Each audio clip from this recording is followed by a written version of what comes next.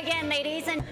大家好啊！希望大家呢就係喺度享用緊午餐。咁啊，請大家呢又再注意翻我哋嘅台上，就係呢係財政司司長嘅發言啦嚇。咁啊，而家呢，我邀請呢就係香港特區政府財政司司長陳茂波先生同我哋致辭嘅。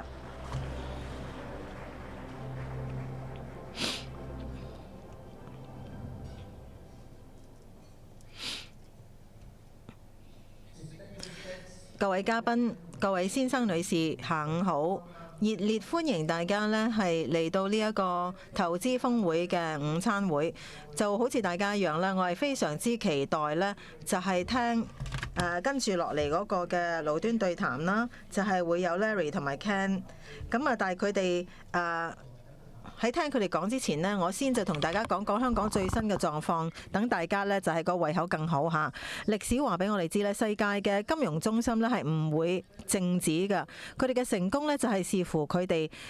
服務經濟嘅能力。咁我哋要係預料未來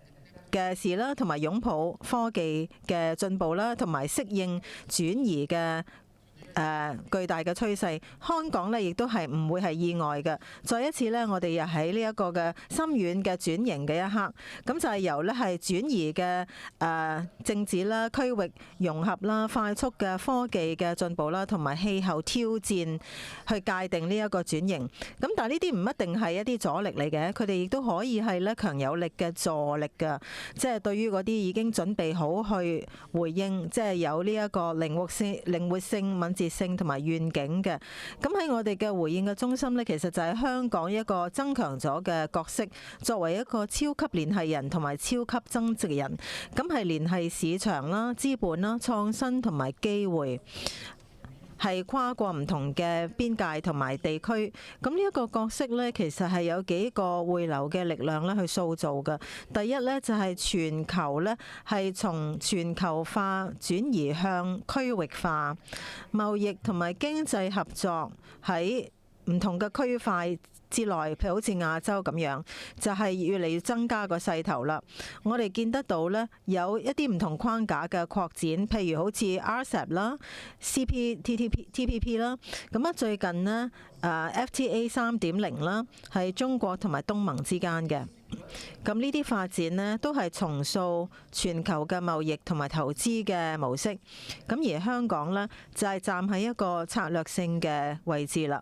第二點呢，就係好多經濟體呢，都係積極咁樣尋求多元化，無論係經濟啦、市場啦、資本嘅來源啦、供應鏈啦同埋其他。咁中東啦，譬如話中東咁樣，就係越嚟越去向東睇啦。咁喺海灣同埋新興亞洲之間嘅貿易呢，係增長每一年係7%啊，喺過去10年。而喺沙特阿拉伯同埋中國之間嘅貿易呢，估計呢係會超越係同西方嘅貿易，係去到2027年嘅時候。咁呢啲統計數字反映嘅呢，唔單止係喺貿易流動嘅改變，而且係結構性嘅轉移，喺嗰個戰略嘅面向同埋跨境合作方面。第三點，中國嘅發展呢，係必須呢係要喺多個層面咁樣去考慮㗎。咁雖然有一個複雜嘅全球嘅環境，我哋國家呢係繼續呢係推進，就係利用高質嘅發展嚇。咁最近嘅4中全會，就係呢一個係中央委員會嚇，就係呢奠下一啲嘅建議，關於我哋國家嘅15-5計劃㗎。咁佢呢就係重新呢係確立呢中國嘅，或者再一次確立中國嘅堅持係要有高層次嘅雙向嘅開放，亦都好重視呢係科技方面嘅自給自足，同埋呢對於科技同埋創新嘅強力嘅支持喺成條供應鏈上面。咁另外科技嘅創新同產業發展嘅好深度嘅融合呢，亦都係特別值得注意㗎。咁所有以上嘅發展呢，都係加強緊香港嘅角色，作為一個雙向嘅平台，係關於貿易、投資同埋科技嘅合作。咁我哋係國家策略嘅一部分。中國嘅內地嘅企業呢，係被鼓勵去走出去㗎。咁係嘗試呢係重構佢哋嘅供應鏈同埋產業鏈。當佢哋咁做嘅時候呢，佢哋呢就係望向香港啦，唔單止呢係尋求資本，仲係呢整套嘅高價值嘅服務。咁啊，同一時間呢，資金呢亦都係流動到去世界上嘅呢一個地區啦，投資者嘅樂觀情緒咧係增長咗，尤其是咧喺今年年初嘅時候 DeepSeek 嘅時刻，咁呢一個科技嘅力量啊，中國嘅科技力量咧係令到全球嘅投資同埋科技界咧係驚訝㗎，而佢哋嘅估值咧亦都係非常之吸引。咁另外咧，我哋亦都注意到好強烈嘅興趣喺我哋嘅資本市場，就係來自全球南部㗎。咁佢哋尋求資本咧，嚟到支持佢哋好具野心嘅基建同埋經濟發展計劃。中東呢就係一個好好嘅例子啦。舊年呢，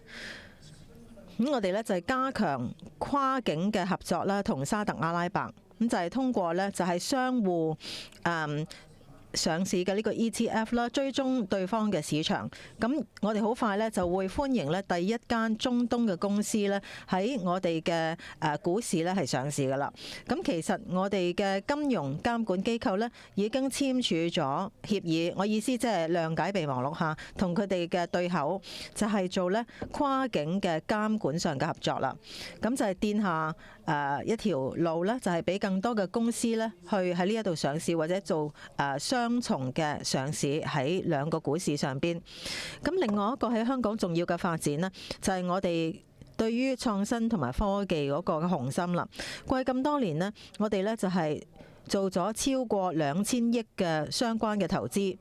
咁亦都咧係奠下一個清楚嘅策略性嘅路線圖，嚟到培育科技同埋創新作為一個新嘅增長引擎，就係從支持基本同埋係轉化性嘅研究啦，培育初創啦，吸引全球同埋內地嘅企業同埋人才嚟到香港。咁亦都係推出一啲特別嘅工作計劃啦，嚟到推廣先進嘅製造或者生產，目標呢就係要將科技同埋創新同產業嘅發展融合。我哋嘅焦點呢有4個範疇，就係 AI 同埋數據科學啦、生物科技、金融科技、新能源同埋新嘅材質。咁呢一個願景嗰個載體就係北部都會區啦。如果我用 AI 即係其中一個主要嘅焦點範疇作為一個例子嚟到呢展開講下。咁我哋呢係採納一個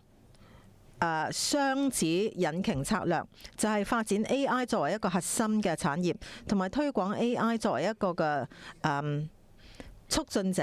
嚟到升級傳統嘅板塊。我哋叫呢個做 AI 加。我哋嘅策略呢係主要係有6條支柱嘅：算力啦、算法、數據、應用場景、資本同埋人才。咁除咗建立一個超級計算中心，同埋呢亦都係利用一啲嘅跨境嘅呢一個生物數據同埋樣本係來自內地嘅，嚟到香港去做實驗。咁我哋亦都係嘗試吸引領先嘅公司投入喺一啲尖端嘅科技。到目前為止，我哋吸引咗超過100間呢一類嘅企業啦。咁亦都係得到呢好有生命力嘅生態系統支持，裏邊呢係有4700間科技嘅初創，好多呢都係喺我哋嘅科學園同埋數碼港嘅。講到人才嗰方面呢，咁我哋呢就係調整咗我哋唔同嘅優才計劃啦。自從2022年底，咁今日呢，我哋呢就係收到咗超過54萬份嘅申請，咁批准咗大概呢係36萬份㗎啦。咁超過24萬個個人呢已經呢係抵步咗香港㗎啦。咁當然啦，呢一啲科技公司呢係需要資金先可以擴充到個規模。